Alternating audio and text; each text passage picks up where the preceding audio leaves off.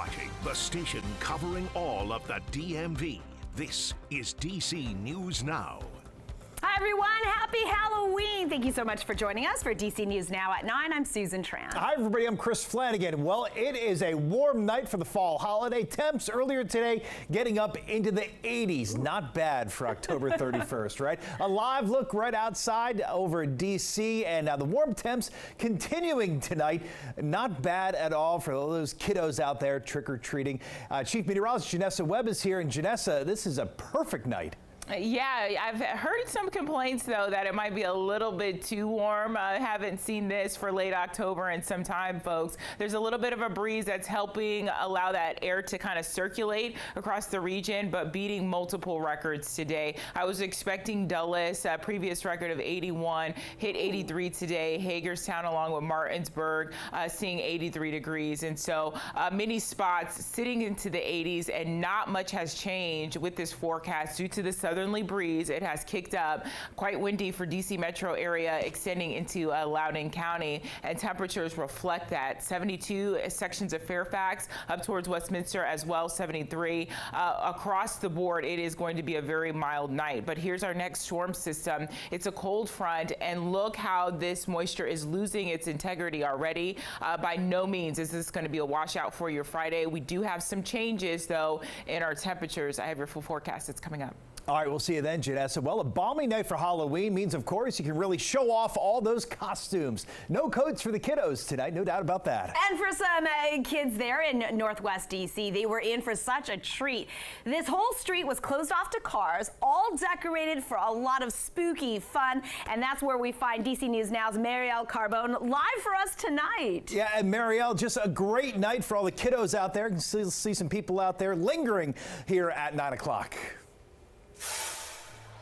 Yeah, Chris, great night for the kids, great night for the parents that are taking the kids out. And, you know, because it's not too cold, nobody is complaining that they need to go home because they're cold. So, of course, the party's still going on Bryant Street out here. We still got some stragglers at the block party trick-or-treating out here. But, you know, some people we talked to, they did say that this warm weather was a little bit too much for them this Halloween. Across the district, the ghouls and goblins are out this Halloween night. With pumpkins, vampires, and even Baby Shark getting in on the fun. He's obsessed with Baby Shark, so it was a very easy choice. For the Bosch family, it's their first time trick-or-treating together.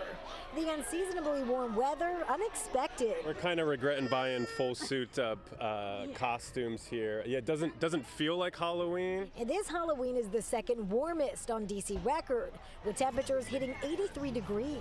Happy Halloween!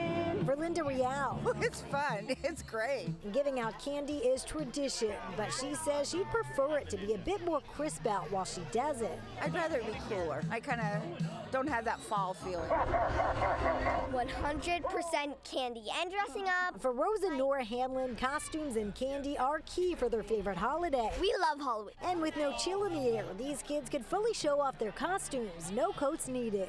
What are you dressed as for Halloween this year? Spider-Man. What is your costume? I don't know. It's like nobody. People think it's just a man like on top of me, but it's not. It's just me. My mom made it. What is this? You're missing your head up there. No, this is my costume.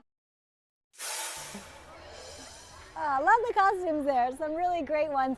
Team meteorologist Janessa Webb telling me that this is actually the warmest it's been on Halloween for 50 years. And Chris and Susan, I don't know about you guys, but I'm enjoying it. I love this no coat weather out here for Halloween. But for now, live in Northwest, I'm Marielle Carbone, DC News Now. Oh, Marielle, that looked like so much fun. That kid, it's not a man, it's me. My mom made it. Was that your favorite costume, or did you have others?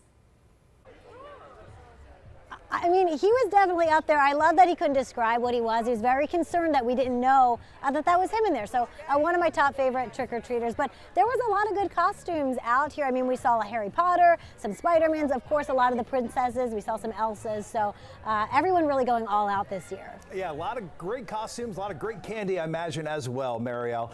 Marielle Carbone live tonight in D.C. Thanks, Marielle. We're hoping that those kids shared candy with our Marielle. So. The Washington Commanders are scoring big with fans as well. They hosted trick-or-treaters at Northwest Stadium today. Students from Cora Rice Elementary and Goulson Middle School, they got a chance to take part in all of this fun.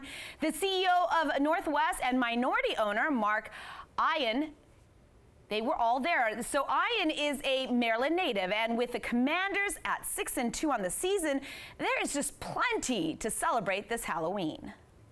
I grew up in Chevy Chase together, and I remember both of us in elementary school being wearing costumes from the team back then. And so now here we are many, many years later, again wearing the uniform of the team. And the team is hoping to create even more community events as part of their partnership with Northwest as it grows.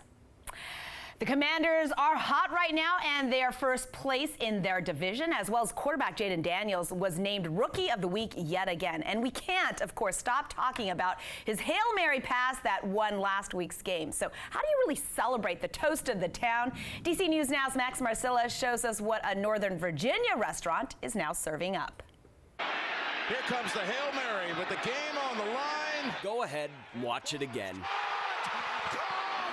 It's a miracle! We know you've probably seen it before. We know you want to see it again. The Hail Mary that gave the Commanders their 6th and most unlikely win, a forever moment for the diehards. He threw that pass, and Lord, I was like, oh, okay, we won. And the rookie QB hero. I was juiced up for sure. And days later, it's still the talk of the DMV. Talk that has to be done with a mouthful of Hail Mary burger. Excellent.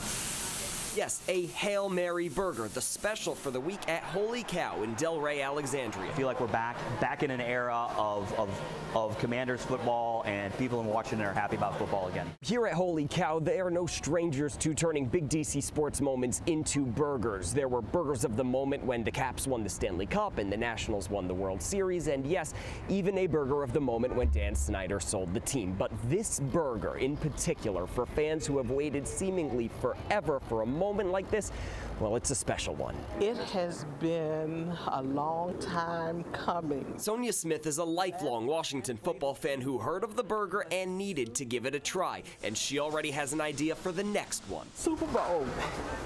Super Bowl. We're already top of the NFC East.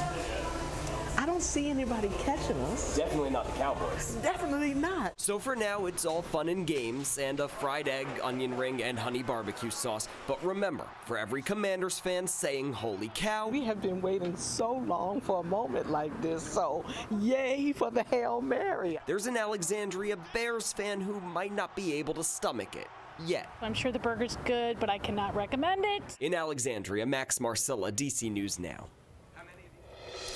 All new tonight in the district, a man accused of attacking 2 daycare teachers in front of dozens of children has been deemed incompetent to stand trial. Because of that, a council member says Russell Dunley will likely see his criminal charges dropped as well.